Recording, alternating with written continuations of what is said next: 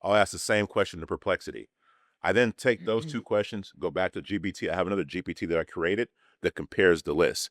So they will say this list, go back to GPT with the two different lists. What do these lists have in common? It Yeah. gives me what they had in common and what they were different with. Get ready to be seen here, there, and every freaking where. Welcome to the AI and Chill podcast with your host, Coach Deb. There's a ton of wisdom that you dropped. I want to dissect some of it. Okay, good. I'm reading one of my favorite books is The Power of Now. And in there he talks about a coaching example of, hey, if you're looking to get better at something, it's like logs in a fire. And you have one dominant log and you put one in and it's going to catch fire from the dominant log. Okay. Yeah. Keep that in mind. So then you had two examples of one, you were uncomfortable with building GPTs. You went and found Reed, Yep. an authority Yep. in this space. Yes.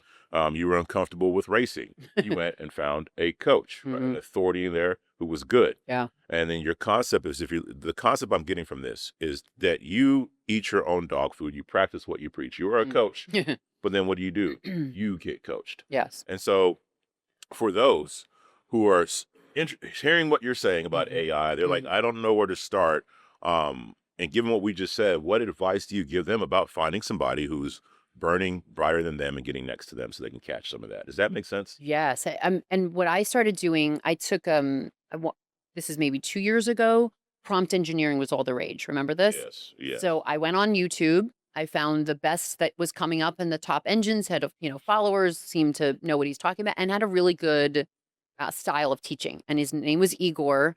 I think he's Czech.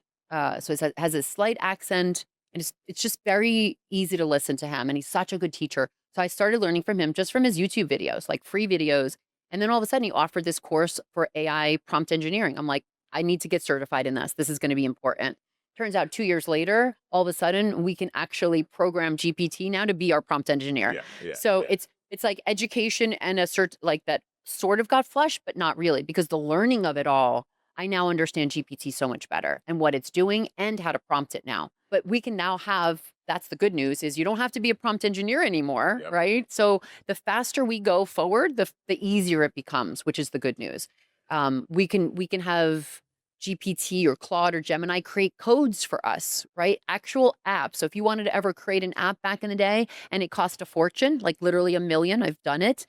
It's no longer, the cost of entry is just gone.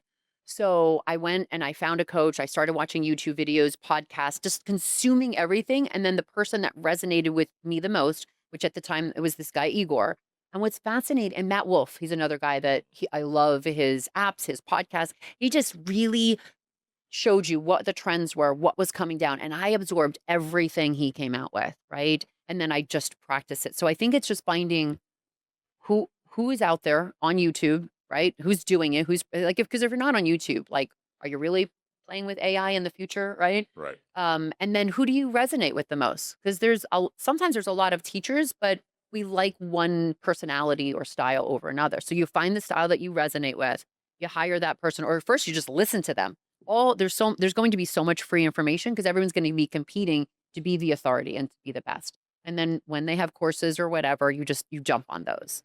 And again, we have people in this room, that have courses, that have things in AI, Read. So we're going to bring Rachel. She's got incredible software that does a lot of things for business owners, automates a lot of things. So we're going to bring them on this podcast and introduce them to you guys so that you can, hey, again, sample. Hey, oh, I like this person's personality. Oh, I like what she's got to offer. And then you can, work with these people. But we're going to bring the best of the best because I feel like we're in a really good room. Love it. You are doing a big favor for people because yes, you can do these things, which you and I will do. Yeah. Part of our job is to watch YouTubes, come to conferences like this, hear about AI, learn. Some people don't have the time or flat don't want to. And in those cases, they can come to a show like this and get everything at once, or even work directly with somebody like you who, like for me, I don't want to do anything with film production. I could learn it, I could do it, but I don't want nothing to do with that. So what do? I hire somebody who's all into that. Yeah. That's kind of the case that's happening here. They can come here and they can learn about AI. They could work with you and you're doing all the work, whichever one. So I love what you're putting together for people right now. I think you and I are similar. When we first started out, it was all about accelerated information.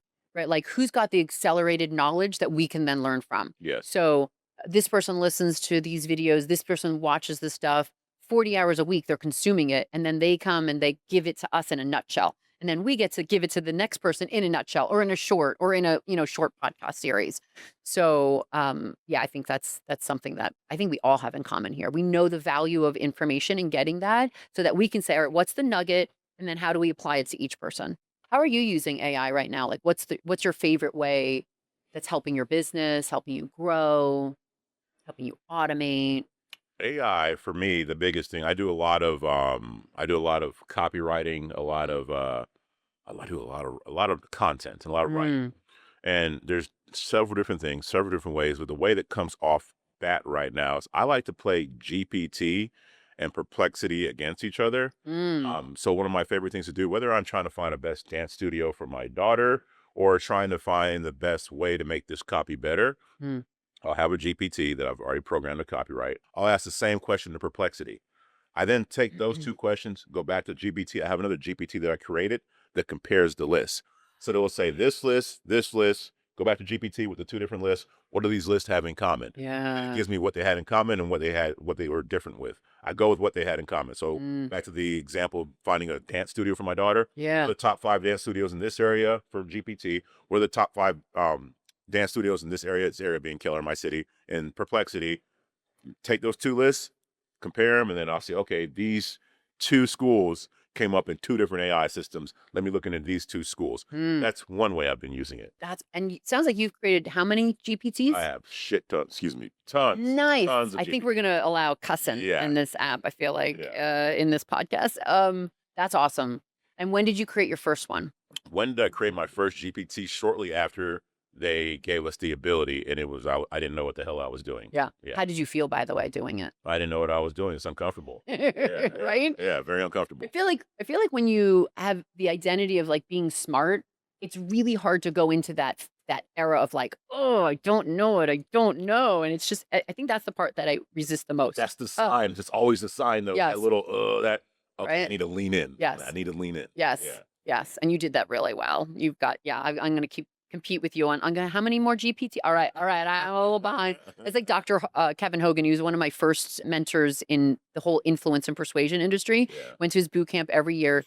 And I think now he has 24 books. I only have 3. I have a long way to catch up, but I like that. And I think that's another lesson for all of us is like, find the people that are so far ahead, right? Even like, again, the race car driving, the jujitsu drivers, find the guy that's so far ahead that you have miles and miles to catch up. By the way, I was following Ryan last night on the field. So he gave him the first pole position, even though there was no official, whatever. Right. I asked him what his best lap time on the one before, right? Because it was like an hour later. And I think it was 33. Mine was 30. I was like, well, you're faster than me. I'm not going to get in front of you, Wait, right? he's 33. Mine was 30. He was 30. And, right. oh, no, sorry. It's the other way around. So I was 33. 33. He was 30. Okay, got it. In my mind, I was faster, apparently. Yes, that's a good catch. Yes. So I was 3 seconds slower than him. So which means, okay, you're going to go first. And I'm like, all right, I want to beat my fastest lap last time. The best way to do it is find the guy who went faster than me by 3 seconds. And by the way, we had a conversation afterwards. And just to shave 1 second off a lap, especially in pro, Yeah. so difficult, right? It's so difficult, especially in pro racing, because you have to get every corner right, because you're already doing it so well, but you got to do it that much better. So I'm like, I'm going to follow him, and again, I know if I'm following him and he's not spinning out, it's safe for me. I'm going to brake exactly when he brakes. I'm going to be on his ass and go, and sure enough, beat by a long shot. Right on the next lap, on the next race that we did. Now, he still beat me, but I beat my previous score. And I think that's the part. It's like you don't, and I know this is a weird thing for maybe a coach to say, you don't have to necessarily be the first or hit first place. You just have to get in the race and the arena and do it. I love and it. Get sweaty and get marred, right? Like that Man of the quote, arena. right? Yeah, the man in the arena who's getting beat up. That's the respect, right? So it's doing it. And by the way, if you're even 3rd place in AI, you're what percent of the population that's using AI? And It's 5% at best for businesses. Yep. At best. Yes. At best. Yeah, Perry was just doing a quote and he's like, okay, how many are you thinking? I think someone's like 80%. I'm like, way off. Someone else said, I think I said 1%. Someone else said 5%. And I think it was like in that, he goes, Yeah. anywhere from 1 to 80%. I'm like, no, that's not, but it was, yeah, it's in that 1 to 5%. That's all right now of all the businesses polled that are applying any type of AI. And I feel like them applying is just using GPT. And that's a fraction. That's like the beginning of it.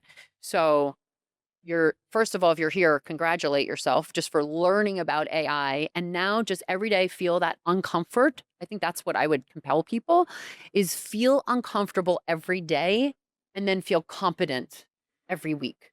Like set it. And then by the end of the week, just like maybe it's Ecamm, maybe it's StreamYard, maybe it's whatever app that you're starting to use, Smart Mic Plus, Spark Camera app. These are some of the ones that like some of my clients know. I'm like, and once they use it, it's game changer. It changes their world. Some of the apps I've taught them, because I was in video production, I'm like, this is going to put me out of business. So I had a decision a couple years ago when Descript came out. I was like, oh my God, this is going to make video editing so much easier. It's going to make my team completely obsolete because it'll transcribe it. It'll do this. It'll do that. It'll get you B-roll. Like you used to have to pay a lot of money for B-roll, right? Descript does it all. Yep. But I had to make a choice. I was like, and I started pivoting. I'm like, now I'm just going to teach people what I did and literally put myself out of business just by teaching people how to use these apps. And now they just pay for my information instead of doing it. So again, I get to chill because I teach them and then I go chill. Right? It's like, that's a lot easier than actually doing the video production. Yes. So I think that's another mindset shift with AI. They talked about robots. They talk about like, you don't have to shop anymore. There's people who do that for you. Now it's going to be drones getting like, we're in Arizona right now, which I don't know how they're like this tech forward state. They have Waymo, which is autonomous vehicles, driverless cars doing this very well. I was out there and I had my glasses and I was like, I'm driving. I was like, oh, I'm going to film this because this is so cool. You're watching a car without a driver drive perfectly, get on the on-ramp perfectly, better than human drivers. You know how human drivers are like, I'm like, what are you doing? Stop it. Get off your phone, right? Like, so the guy, Jeremiah Alyang, he was the one who convinced me a couple years ago. He's like, no, it's safer to have robots than humans. And I'm like, oh, that's a good point. The other thing he taught me is that, and that's what they were just talking about today with Perry. He was talking about how, how the bots are going to create the coworkers. So he's like, these vehicles will literally know when the end of their life is. So say a car about 8 years, maybe 10. I've had mine almost 20. It's a classic now, Porsche Cayman S. I'm like, I'm going to wait until next year till it's a classic and sell it for more. But mine, say it's 20 years for your Porsche or it's whatever for Toyota. My parents had Toyotas their whole life because it ran forever. So say it's 10 years. That car knows that it's getting at the end of its usable life to be safe on the road. It then will send a signal to get itself rebuilt. And it's almost like he was talking about like, there'll be like money in the bank that it goes, okay, now rebuild me. And then I go to scrap metal and I become like spare parts. And your vehicles are literally going to replace themselves. And that's what he was talking about. These robots, they're going to build other robots like themselves to do the things that they're doing. And think about it, humans have competition, right? If you've ever worked in corporation before, what do you do with information? Thanks for binging on another episode of AI and Chill Podcast with your host, Coach Deb, and her inner circle of AI marketing masterminds. Remember to like this episode, share it with your business BFFs, and subscribe for the first mover advantage on the latest AI hacks with a little barbecue sauce.